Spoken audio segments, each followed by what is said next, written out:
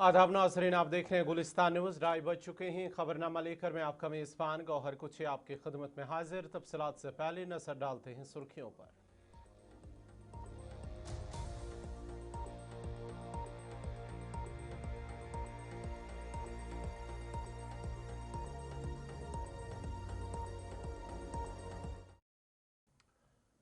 और पेश खबरों की तफसील। सबसे पहले बड़ी खबर अमेरिका से, जहां पर एक एयरलाइन 34 साल तवील सर्विस के बाद अचानक अपनी तमाम परवाजें बंद करने का ऐलान कर दिया है। बड़ी और अहम खबर आपको बताते चले कि अमेरिका की मारूफ कम लागत एयरलाइन स्पिरिट एयरलाइंस ने 34 साल तवील सर्विस के बाद अचानक अपनी तमाम परवाजें बंद करने का ऐलान कर दिया है, जो आलमी सतह पर बढ़ती हुई ईंधन कीमतों के संगीन असरात को जाहिर करता है। एयरलाइन इंतजामिया के मुताबिक फौरी तौर पर ऑपरेशन खत्म किए जा रहे हैं, जिससे बजट एविएशन सेक्टर को बड़ा धचका लगा है। स्पिरिट एयरलाइंस को गुज़िश्ता कई माह से शदीद माली बहरान का सामना था, जिसमें जेट फ्यूल की कीमतों में गैर मामूली इजाफा बुनियादी वजह बना। जराये के मुताबिक एयरलाइन गुज़िश्ता 2 बरसों में 2 मरतबा दिवालियापन का सामना कर चुकी थी और माली इस्तेहकाम बरकरार रखने में नाकाम रही। हुकूमत से माली इमदाद हासिल करने की कोशिशें भी कामयाब न हो सकी, जिसके बाद कंपनी को ये सख्त फैसला लेना पड़ा। इस अचानक बंदी से तकरीबन 17,000 मुलाजमीन मुतासिर होंगे, जिससे बड़े पैमाने पर बेरोजगारी का खदशा पैदा हो गया है और एविएशन इंडस्ट्री पर भी इसके मनफी असरात मुरतब होंगे। माहिरीन का कहना है कि मशरिक वस्ता में बढ़ती हुई कशीदगी, खुसूसन ईरान से जुड़े हालिया तनाज़ात ने आलमी तवानाई सप्लाई को शदीद मुतासर किया है। खाम तेल की कीमत $100 फी बैरल से तजावुज कर चुकी है, जिसके बायस दुनिया भर की एयरलाइंस के लिए ऑपरेशनल इखराजात में गैर मामूली इजाफा हो गया है। कम लागत एयरलाइन जो पहले ही महदूद मुनाफा पर काम करती हैं, इस सूरत हाल से सबसे ज्यादा मुतासर हुई हैं और स्पिरिट एयरलाइंस की बंदिश इसी बहरान की एक बड़ी मिसाल बनकर सामने आई है।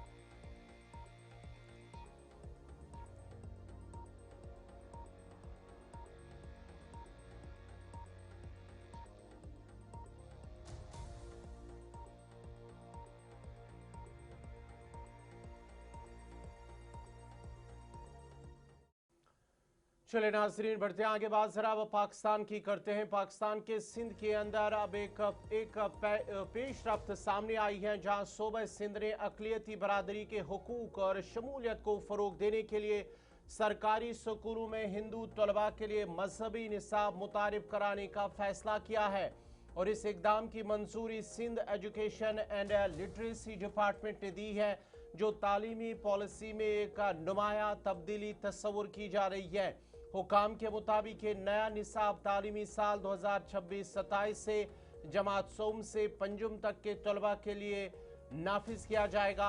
इस निसाब को सिंध करिकुलम काउंसिल की निगरानी में तैयार किया गया है, जबकि इसकी इशात और तकसीम सिंध टेक्स्ट बुक बोर्ड के जरिए की जाएगी, ताकि सरकारी स्कूलों में इसकी दस्तयाबी यकीनी बनाया जा सके। तालीमी हुकाम का कहना है कि इस फैसले का मकसद हिंदू तलबा को अपनी मजहबी तालीम हासिल करने का हक फराम करना है, क्योंकि इससे कबल अक्सर तलबा को इस्लामियात या इखलाकियात तक महदूद रखा जाता था। हुकाम के मुताबिक इकदाम माशरे में रवादारी, बाहमी एहतराम और हम आहंगी को फ़रोग देगा। हिंदू बरादरी के मुख्तलिफ हलकों ने इस फैसले का खैर मकदम करते हुए इसे एक मस्बत और देरीना मुतालबा करार दिया है। ताहम माहिरीन का कहना है कि इस प्रोग्राम की कामयाबी के लिए असातिज़ा की तरबियत और मौसर अमल दरामद नहायत ज़रूरी होगा और ये पेशरफ्त इस बात की अक्कासी करती हैं कि पाकिस्तान में अक़लियतियों के हुकूक़ के तहफ़्फ़ुज़ और तालीमी निज़ाम को मज़ीद जामिया बनाने के लिए इक़दाम किए जा रहे हैं।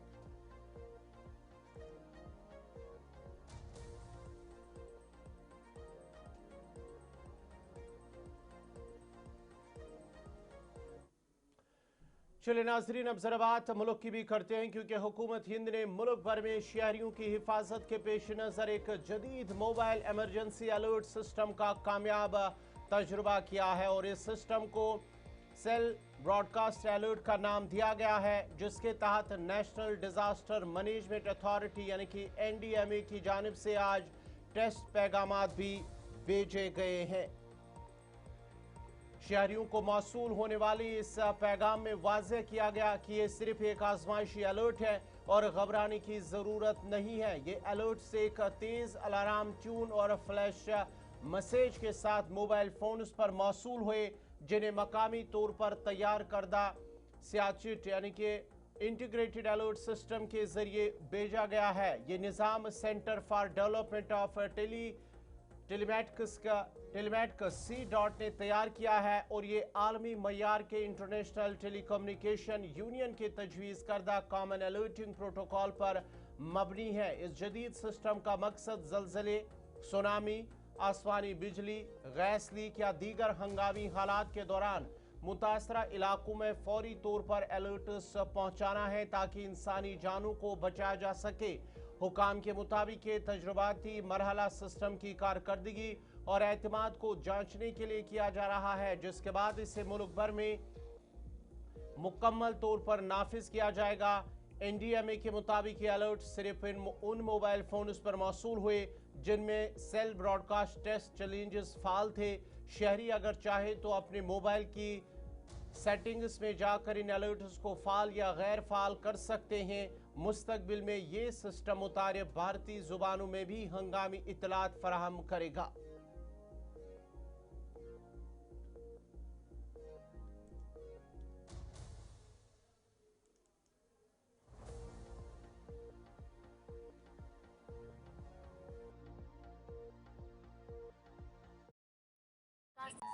Disaster alerting service for its citizens. India launches cell broadcast using indigenous technology for instant disaster alerting service for its citizens. Alert citizens, safe nation. No action is required by the public upon receipt of this message. This is a test message. Government of India. Bharat ने स्वदेशी तकनीक का उपयोग करते हुए cell broadcast सेवा शुरू की है, जिससे नागरिकों को आपदा की तत्काल सूचना मिल सके। Alert citizens, safe nation.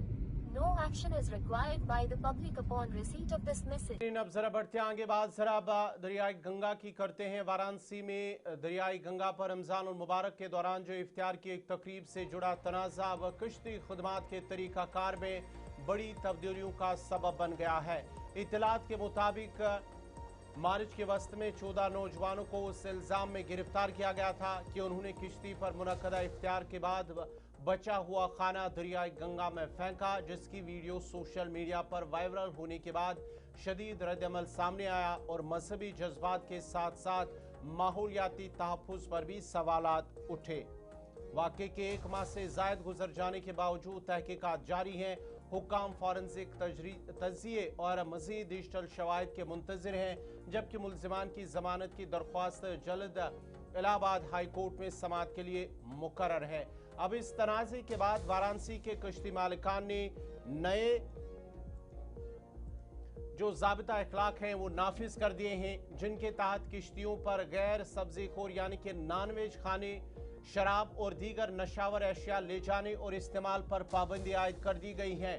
इसके अलावा मुसाफिरों को हिदायत दी गई है कि वो किसी भी किस्म का कचरा दरिया में न फेंके, गुंजाइश से ज़्यादा अफराद सवार न करे और नज़्म ज़ब्त बरकरार रखे। बाज़ कश्ती मालिकान निगरानी के लिए कैमरे नस्ब करने पर भी गौर कर रहे हैं। हुकाम के मुताबिक हुकूमत किश्ती खदमात के लिए एक बाकायदा रेगुलेटरी निज़ाम बनाने पर काम कर रही है ताकि ऐसे वाक़यात की रोकथाम की जा सके। दूसरी जानिब मुल्ज़िमान के अहल खाना इल्ज़ामात को बेबुनियाद करार देते हुए शफाफ और मुनसिफाना तहकीकात का मुतालबा करे। जिन 14 नौजवानों को रमज़ान मुबारक के दौरान जो इफ्तार पार्टी की, उस वाक़े के हवाले से वो हुकूमत से मुतालबा कर रहे थे। ये वाक़या मजहब, कानून और माहौलियाती जिम्मेदारी के बाहमी ताल्लुक को एक बार फिर उजागर कर रहा है।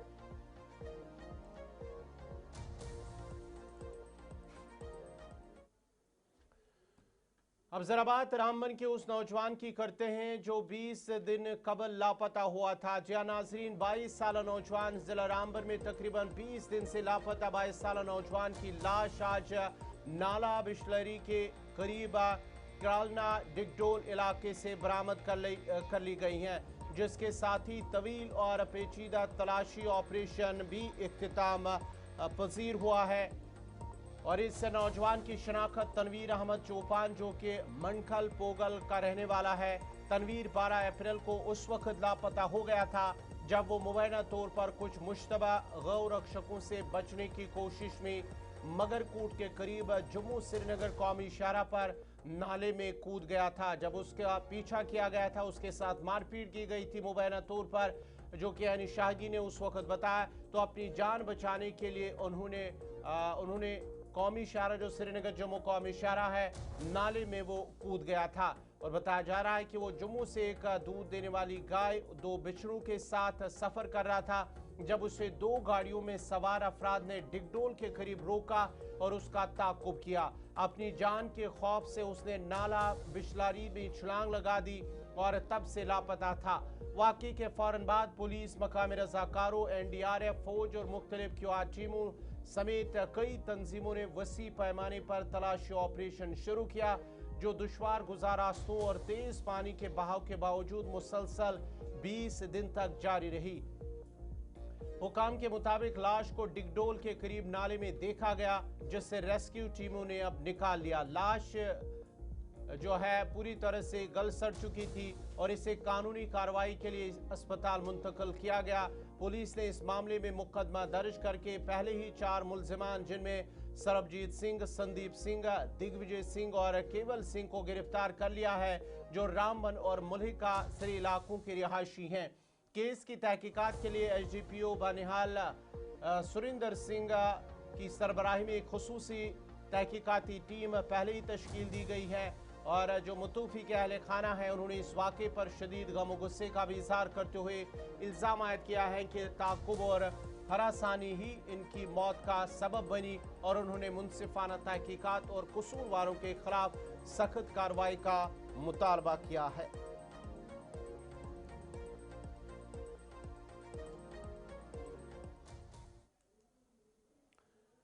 नशा मुक्त जम्मू कश्मीर अभियान के तहत कल लेफ्टिनेंट गवर्नर मनोज सिन्हा श्रीनगर के TRC फुटबॉल स्टेडियम से एक मेगा पदयात्रा को फ्लैग ऑफ करेंगे। इस सिलसिले में LG मनोज सिन्हा ने अवाम को इस पदयात्रा में शामिल होने की दावत दी और कहा कि मंशियात को जड़ से ख़त्म करना हम सब की जिम्मेदारी है, इसलिए सबको अपना रोल निभाना होगा। और इसलिए 3 तारीख को कल 9:30 बजे फुटबॉल स्टेडियम में एक व्यापक जागरूकता का अभियान प्रारंभ करते हुए लाल चौक तक पदयात्रा भी हम सब करेंगे। तो एक तो मेरी अपील है सभी भाई बहनों से कि बड़ी संख्या में वहाँ आवें, और दूसरा मुझे लगता है कि एक निर्णायक लड़ाई लड़ने का मन यहाँ के लोगों ने बनाया है। पुलिस की लाठी, कानून का भय और समाज की ताकत तीनों जब एक साथ मिलती है तो मुझे लगता है कि सफलता ज़्यादा मिलती है। मैं सबसे आग्रह करता हूँ और ख़ास तौर से मीडिया के साथियों से भी कि इस अभियान में पूरा योगदान दें। जिस तरह का उत्साह मैं देख रहा हूँ विभिन्न जनपदों, डिस्ट्रिक्ट्स में जाने के बाद, आम आदमी जिस तरह से आ रहा है, उससे मैं आश्वस्त हो रहा हूँ कि ये सफलता की ओर हम लोग आगे बढ़ेंगे। ये अभियान आज एक जन आंदोलन के रूप में तब्दील हो गया है और मैं समाज के सभी प्रबुद्ध जनों से, वकीलों से, व्यापारियों से, महिलाओं से, युवाओं से, मीडिया के साथियों से, सभी और रिलीजियस लीडर से विशेष रूप से अनुरोध करना चाहता हूँ, सामाजिक संगठनों, पॉलिटिकल पार्टी कि इस अभियान में सब लोग जुड़ें। महिलाएं और युवा जितनी संख्या में जुड़ेंगे अभियान उतना ही प्रभावी होगा। मुझे लगता है कि अभियान अच्छी दिशा में चल रहा है। लोगों के सुझाव भी हमने आमंत्रित किए हैं। जहां पोर्टल भारत सरकार ने टेलीमानस बनाया है जिसमें सूचना दी जाती है, तो हम सुझाव भी आमंत्रित करें कि अभियान में अगर हमको और कोई तब्दीली करनी है तो आप सुझाव दीजिए। और मुझे प्रसन्नता है कि बड़ी संख्या में लोग सुझाव भी दे रहे हैं और उस स्टिग्मा से बाहर आ रहे हैं। लोग सूचना दे रहे हैं कि हमारे परिवार में ये नौजवान ये नशे का शिकार है, उसकी मदद की जाए। तो मैं मानता हूं कि कश्मीर में भी व्यापक रूप से इस अभियान को हर जिले में और हर पंचायत में हम ले जाएंगे। हर घर तक लोग पहुंचे, लोगों को जागरूक बनाएं, ये काम हम करेंगे। मैं आप सबसे भी उम्मीद करता हूं कि इस पूरे अभियान में आप सब सहयोग करेंगे।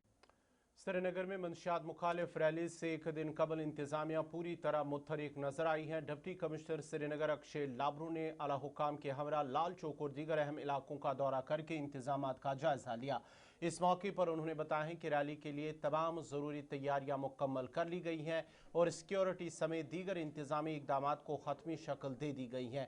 उन्होंने मज़ीद कहा है कि मंशियात के खिलाफ मुहिम को मौसर बनाने के लिए इंतजामिया संजीदगी से काम कर रही है और मंशियात की स्मगलिंग और इससे जुड़ी सरगर्मियों के खिलाफ कार्रवाइयों को मज़ीद तेज़ किया जाएगा। हमारे शहर के रहने वाले सभी लोगों से ये दरख्वास्त भी करूंगा और एक ओपन इनविटेशन एक्सटेंड भी करूंगा कि कल टीआरसी फुटबॉल स्टेडियम में ऑनरेबल एलजी साहब की मेगा पद यात्रा में मेगा एंटी ड्रग कैंपेन में हमारे साथ इस पदयात्रा में जुड़कर चलें। सिविल सोसाइटी रिप्रेजेंटेटिव्स हो, हमारे सोसाइटी के लोग हो, हमारे civil administration, police administration, trade associations, industry associations, सारे हमारे रिप्रेजेंटेटिव्स को मैं ये एक ओपन इनविटेशन डिविजनल कमिश्नर साहब की तरफ से, अपनी डिस्ट्रिक्ट एडमिनिस्ट्रेशन की तरफ से एक्सटेंड करना चाहूँगा। इंतज़ाम सारे हमने कर दिए हैं रूट पे, चाहे वो सिक्योरिटी के हों, चाहे वो सिविल फैसिलिटेशन के हों, चाहे वो हमारे बिजली, पानी, ट्रांसपोर्टेशन हो, ये सारे इंतज़ाम इन प्लेस हैं। अब खाली ये है कि कल हमें सबको, श्रीनगर के सभी लोगों को मिलकर एंटी ड्रग मैसेज जो देना है ऑनरेबल एलजी साहब के साथ इस पद यात्रा में जुड़कर, वो देने की जरूरत है। सर, अभी तक क्या कुछ कामयाबियां है? कितने सारे ड्रग पेडलर्स को गिरफ्तार किया गया और कितने सारे एक्शन हो गए जो आज? देखिए, मैं आपको पहले भी बता चुका हूँ, हमारे एफआईआर्स जो हैं भारी तादाद में हुए हैं। हमने खाली एफआईआर्स तक इसको लिमिटेड नहीं रखा है। 360 डिग्री एक्शन जो है वो लिया जाएगा ऐसे ड्रग पेडलर्स के खिलाफ। उनके ड्राइविंग लाइसेंसेस को भी रिवोक किया गया है। लगभग 76 ड्राइविंग लाइसेंसेस को हमने रिवोक किया है। उनके एसओपी के हिसाब से जो प्रॉपर्टीज़ हैं उस पर भी एक्शन लिया जाएगा। पासपोर्ट जो है एसओपी के हिसाब से उस पर भी हम कार्रवाई करने के लिए रीजनल पासपोर्ट ऑफिसर को बताएंगे। तो बहुत ही holistic action against the people who indulge in drug peddling and drug supply will be taken. बलीसा की मशहूर सयाहती वादी को जाने वाली वाहिद सड़क शदीद खस्ताहाली का शिकार है, जिसके बायस गोलबर से गाठी तक का रास्ता कई मकामात पर पत्थरों और मलबे की ढेर की वजह से अमल या जुज़वी तौर पर बंद हो चुका है। मकामी लोगों के मुताबिक ये सड़क गुज़श्ता 8 माह से मुसलसल ख़राब हालत में है। ताम इंतज़ामी की जानिब से इसकी मरम्मत या सफाई के लिए कोई मुअस्सर इक़दाम नहीं उठाया गया। इस रास्ते की बंदिश के बायस न सिर्फ सयाहों को शदीद मुश्किलात का सामना है बल्कि मकामी आबादी की रोज़मर्रा नक्ल हरकत भी बुरी तरह मुतासर हो रही हैं। अवाम ने खदशा जाहिर किया कि अगर फौरी तौर पर सड़क की मरम्मत न की गई तो किसी बड़े हादसे का खतरा बढ़ सकता है। शहरियों ने इंतजामिया से पुरजोर मुतालबा किया है कि फौरी कार्रवाई करते हुए इस अहम राब्ता सड़क को बहाल किया जाए ताकि इलाके की सियाहत और मईशत को मज़ीद नुकसान से बचा जा सके।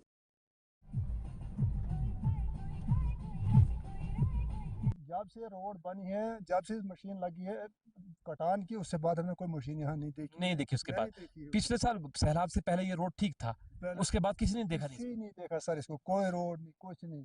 हमारी जमीन, हमने जमीन दी थी खुली, काटो जहाँ जहाँ काटनी है, रोड चाहिए हमको कि हमारे यहाँ मेहमान आते हैं, हमारे रिश्तेदार आते हैं, हमारे यार दोस्त आते हैं हमारे से मुलाकात करने के लिए, यहाँ बैठने के लिए, यहाँ और कि जो मेरे नाना जी था उसने उसकी ब्याह से मैं यहाँ रहायश करता हूँ, उसको अल्लाह ताला जल्द नसीब करे कि ये जगह कहाँ मिले मुझे। हाँ, मुझे बहुत प्यारी जगह है सर ये, और इसके लिए इसीलिए मैंने इनको दिया था, एमएलए साहब ने दिया था हमको, यहाँ पर रोड भी दी थी, ट्रांसफार्मर बिजली भी दी थी, मगर उसके बाद इसको नज़रसानी नहीं कोई है। एडमिनिस्ट्रेशन को हम आगाह करते हैं जनाब आपके चैनल के से माध्यम से कि इसको ज़रा जल्दी से जल्दी इनको डंगा लगना चाहिए, इसको सड़क को बनना चाहिए कि किसी वक्त यहाँ फोर्स भी रात दिन चलती है, सिविल भी सैलानी भी चलते हैं, कोई ज़बरदस्ती गाड़ी लाते हैं, नुकसान हो जाता है उनको बेचारों गाड़ियों को, लाखों 10-10, 20-20, 50-50 लाख की गाड़ियाँ उनकी बेचारों खराब हो जाती है। रोड ही नहीं ठीक सर, जब 0 पॉइंट से यहाँ प्लास्ट तक गाड़ी रास्ता खराब है सर। बहुत बड़ी बदकिस्मती है हम बलेसा के लोगों की, क्या काफ़ी अच्छी जो है एक खूबसूरत टूरिस्ट डेस्टिनेशन जो घट्टी धार है, यहाँ पे सैकड़ों लोग जो है, सैकड़ों सैलानी, सैकड़ों सियाह जो है यहाँ पे आते हैं घूमने फिरने के लिए। आज हम भी, आप लोगों ने कहा कि हम भी घूमने के लिए यहाँ पे आए थे क्योंकि अच्छी जगह है, और आज जो है ग्रीनरी धारों में आ रही है, और हम भी यहाँ पे आए घूमने फिरने के लिए, देखने के लिए। लेकिन जब इस सड़क पे, जब ये जो बनहेच्चा घट्टी जो सड़क है, इस सड़क की जो हालत है वो काफी खराब